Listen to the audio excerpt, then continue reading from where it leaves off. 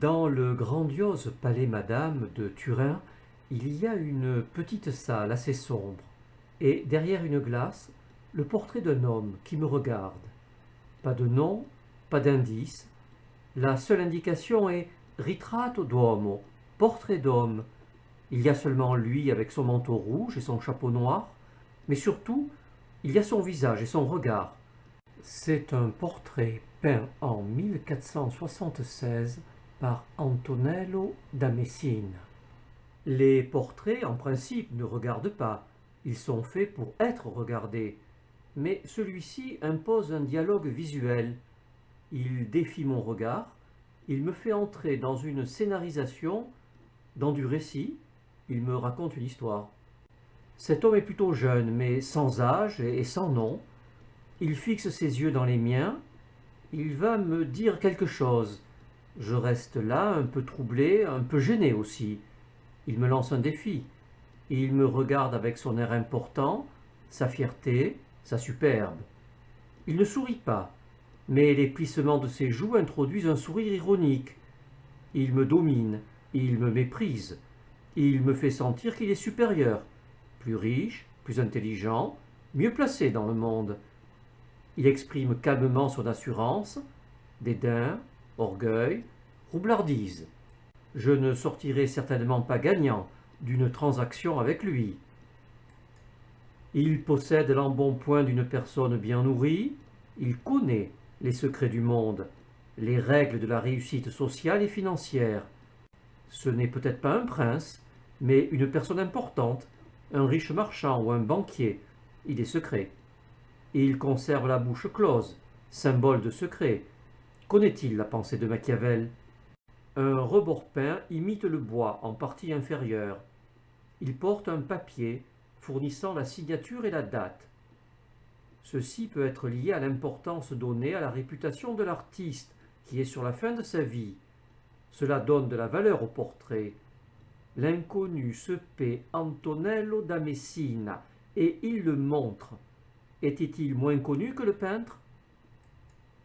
Il est vêtu d'une chemise de lin à col montant et d'un pourpoint rouge plissé. C'est une veste courte, matelassée, qui se portait à l'origine sous une armure. Il est coiffé d'un chaperon noir, portant un foulard qui retombe sur l'épaule. C'est une étoffe qui peut s'enrouler autour du cou. Le tissu de bonne qualité situe la position sociale du personnage, un banquier ou un marchand.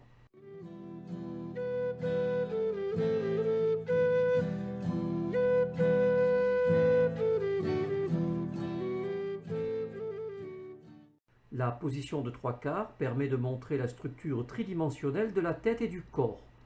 Notons que l'angle du visage est dans l'axe de symétrie du tableau et que l'éclairage, venant de gauche, renforce le volume. Le buste présente un décalage angulaire par rapport au plan du tableau. Le visage est très légèrement décalé vers la droite par rapport au buste. Le regard vers la droite accentue le décalage. Il donne l'impression de vouloir se tourner vers nous. Cette légère torsion de la tête donne un mouvement gracieux. C'est ce que les Italiens appellent la sprezzatura, la noble nonchalance, l'élégance naturelle, la prise de distance avec le réel. Le visage jaillit du fond noir, il n'y a que lui à voir, et il s'impose ainsi avec plus de force. Les yeux sont particulièrement bien représentés. L'iris est réalisé avec de la terre de Sienne. Ce n'est pas un rond complet, mais juste une portion. Son positionnement est important pour le regard. Ici, il est décalé vers la droite.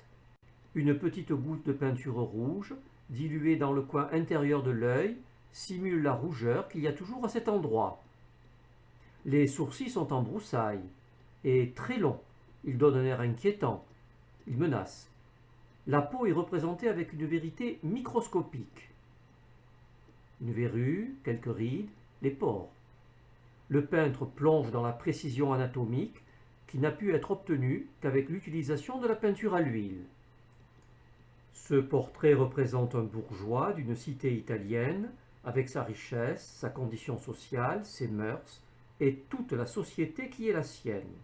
C'est un monde qui vient à moi, avec des sphères qui s'imbriquent, celle des serviteurs, celle des marchands et celle des princes. C'est ainsi qu'une œuvre d'art peut inspirer un romancier et, par rebond, nourrir la littérature. C'est ainsi que ce portrait d'Antonello da Messina m'a inspiré pour créer le roman Le Secret des princes.